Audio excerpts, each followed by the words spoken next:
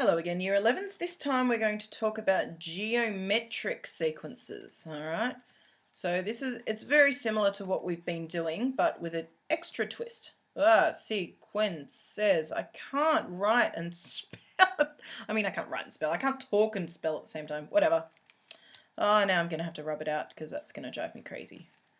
Sequences. Okay. Alright. So the rule is... So let's have a look at the rule. TN or L. Okay, I'm going to write it like this because it's either the term that you want, so the number term that you want, like 11 or something, or you need to put the last term in depending on what you're trying to find, okay?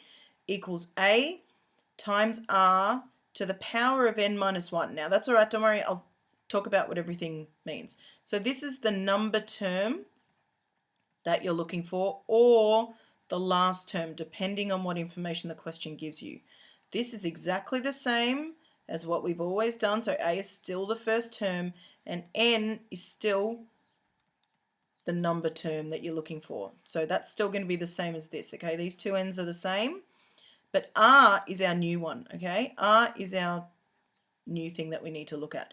R is actually the common ratio.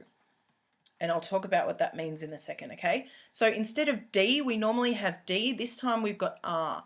So D is what each number is going up by. So we're talking about addition, what you add to each number to get up to the next one.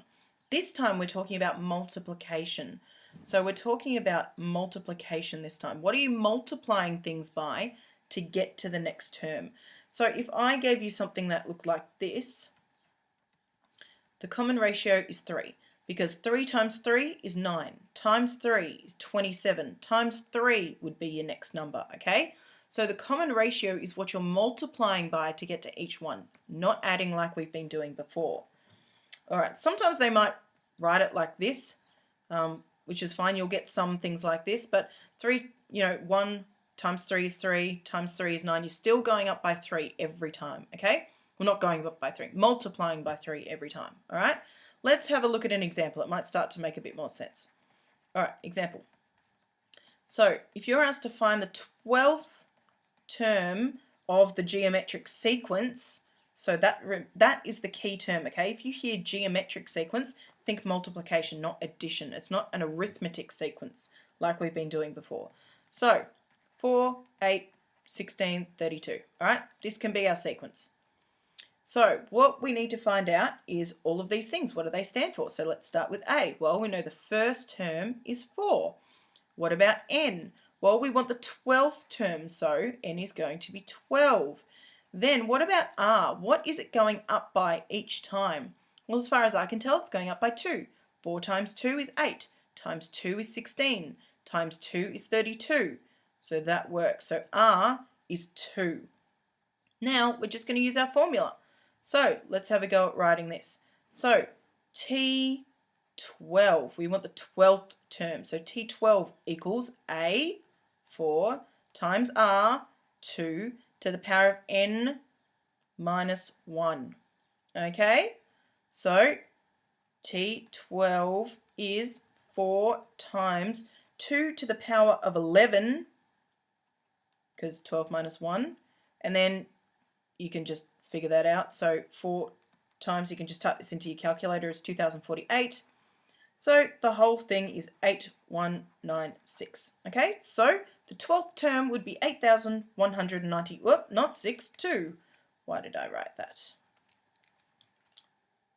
2. Okay, so that's what that is. Okay, so sometimes, so this one was quite easy to find out what R is because you can just see it's being multiplied by 2 every time. It's just doubling each time. Sometimes it might be a little harder. Some of the questions are going to give you surds, which if you remember what a surd is, it's just like the square root of 2 is a surd because you can't simplify it. Square root of 4 is just 2. So this is a surd, okay? So let's have a look at how you might find it out. So if you want to find out R, you can just do term 2 divided by term 1. Whoa, why is it doing that? Term 1. Oh, my pen stopped working. There you go. Equals term 3 divided by term 2 and term 4 divided by term 3, etc., etc. Okay, let me give you an example of how that might work. So let's say you have some surds. So let's say it's root 2, and the next one is 2, then it's 2 root 2, then it's 4. So what you need to do to figure it out, so r is, I hope I've got enough room to do this, 2 over root 2, because this is term 2 over term 1, equals, 2 root 2 over 2, because this is 3 and 2. Okay, so then we can just sort of cross stuff out and figure out what it is, okay? So r is actually, in this case, r is root 2, because as you can see, each one is being multiplied by root 2. So root 2 times root 2 is just 2, times root 2 is 2 root 2, times root 2 is 4, okay? So remember root 2 times root 2 equals 2. Same with anything, so root 7 times root 7 is 7.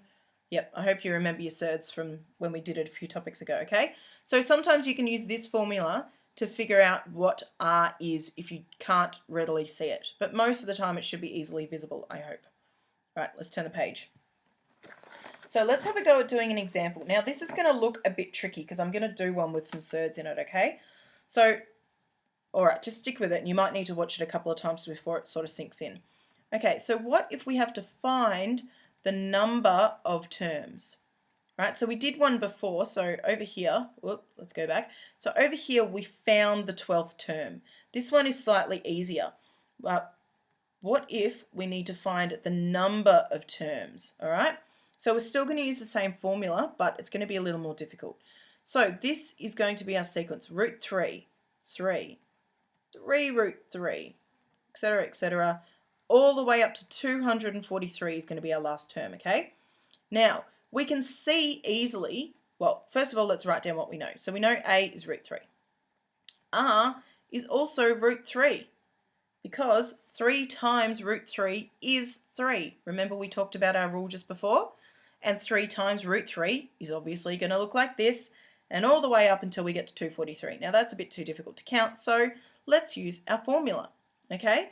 So let's go back and quickly have a look at our formula. So up here, this time we're going to use the last term one because we know the last term. We don't know the number of terms. That's what we want to find out. So n is going to be our unknown because that's the bit that we want to find out, the number of terms, all right? Turn page. All right. So let's go back to using our formula. So we're going to use this formula, L equals ARN minus 1. Okay, so let's just write that up to begin with. This is our formula, all right? So the last term is 243, we know that, equals A root 3 times R, which is actually root 3 as well, n minus 1, because that's the bit we don't know, okay? Now what we're going to do is we're going to start simplifying things. So we're going to start moving them around.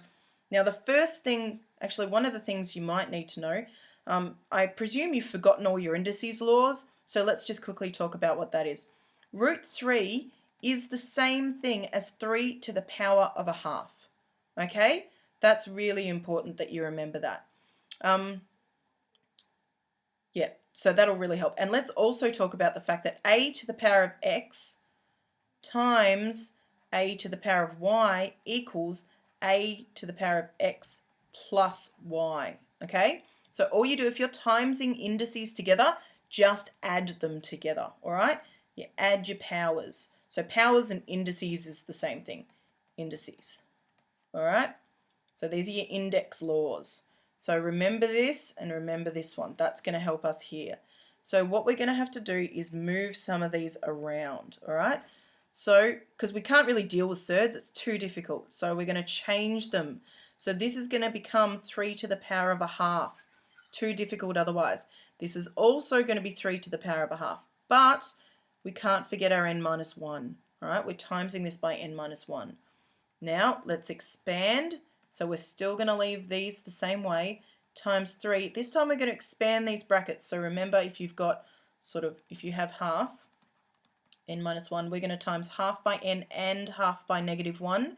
So we'll end up with half n minus a half. Yes, because half times n is this.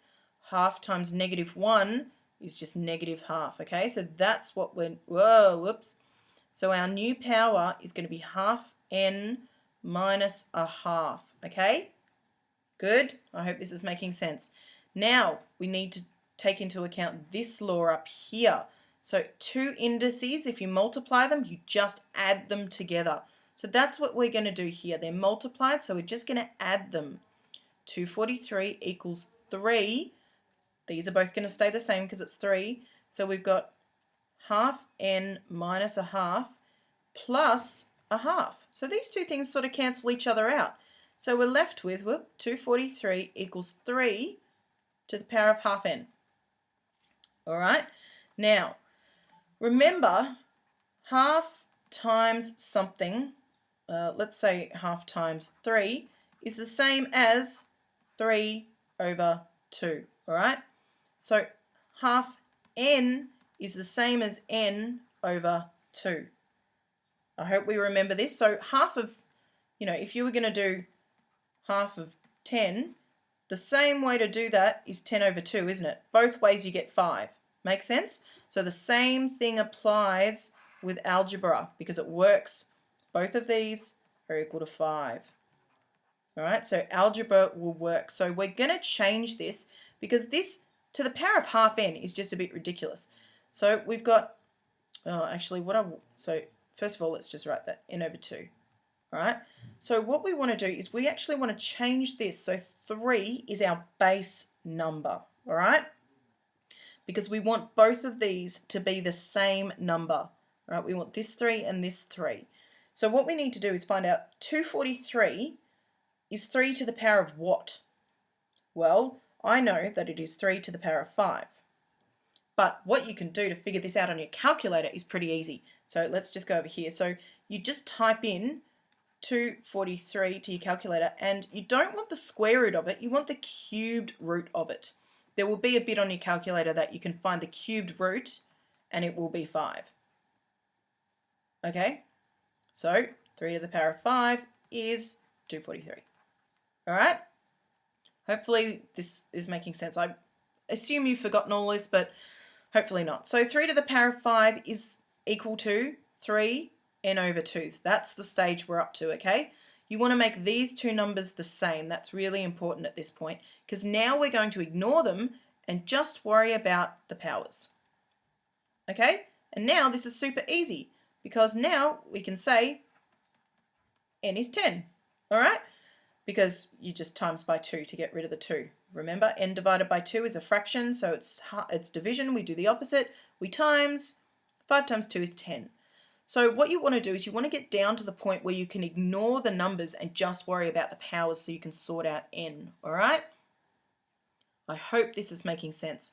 So 3 to the power of 5 should be 3 to the power of 5 because 10 over 2 would be 5. So this is sort of one of the things you're going to need to use your calculator. If you don't know how to do that, just ask someone or ask me, okay? So this is how you can do it. Now, there is another way. So this is, unfortunately, this is sort of the easy bit. Well, not really the easy bit, but we can also do this the same way we did the other one. Sometimes you will need to, actually, let's just stop it there and I'll do the next one in the next bit. The next bit will be simultaneous equations of this.